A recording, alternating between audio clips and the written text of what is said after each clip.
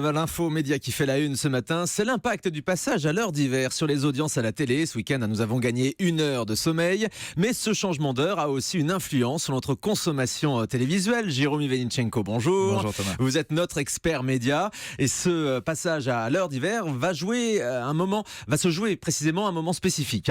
Oui, ce changement de nos petites habitudes télé, il va intervenir essentiellement sur cette tranche horaire bien particulière qu'on appelle l'access prime time, entre la fin d'après-midi et le début de soirée. C'est à ce moment de la journée que le soleil se couche. On a d'ailleurs pu le constater dès hier soir. Il fait nuit plus tôt. Ça a tendance logiquement à nous faire rentrer plus tôt à la maison. C'est un peu la déprime. Et résultat, mécaniquement, pour contrer cette déprime, on allume la télévision un peu plus tôt que d'habitude. Une modification de nos comportements qui touche une part non négligeable de la population, puisqu'en moyenne, écoutez bien, c'est près d'1 million de téléspectateurs supplémentaires qui arrivent devant son petit écran.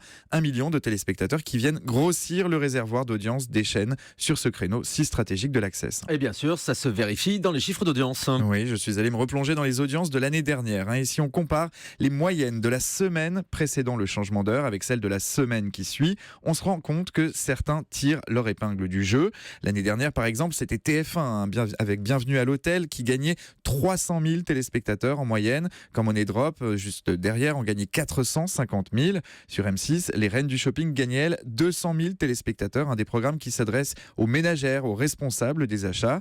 À l'inverse, d'autres programmes ne bénéficient pas de ces augmentations. C'était le cas de Secret Story sur NT1 et des Ch'tis et des Marseillais sur W9 qui restaient dans des niveaux inchangés. Pour ces deux derniers programmes qui s'adressent à un public jeune, l'explication est simple, le changement d'heure n'impacte pas leurs habitudes à l'heure à laquelle ils allument la télévision. Alors est-ce que vous pensez que demain on va assister à des records en pagaille sur cette fameuse case de l'Access ? Eh bien oui, mais non, ce serait un peu trop facile Thomas. Évidemment, il y a des cas particuliers. Cette année, il y en a un avec ce week-end prolongé de la Toussaint. L'année dernière, ce jour férié tombait un dimanche. L'impact était donc quasi nul. Mais cette année, il tombe un mardi. Ça en a donc poussé quelques-uns à prendre leur lundi pour faire le pont et donc à déserter leur petit écran.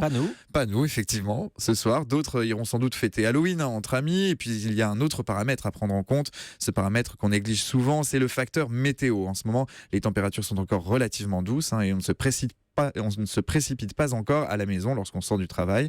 Certaines chaînes ont anticipé d'ailleurs cette drôle de période. Ce soir, Touche pas à mon poste proposera un best-of. Il en sera de même demain soir. Une occasion à saisir pour ceux qui sont en inédit, pour C'est à vous, notamment sur France 5 ou pour Quotidien sur TMC. En revanche, sans être devin, on peut prendre les paris que cette semaine, sur l'ensemble, la globalité de la semaine, les émissions d'Access retrouveront toutes des niveaux très élevés. Sans aucun doute, et on suivra ça évidemment chaque matin dans cette émission. On vous donne en priorité les audiences dès qu'elles tombent aux alentours de 9h05, 9h06. Merci beaucoup, Jérôme Ivanichenko.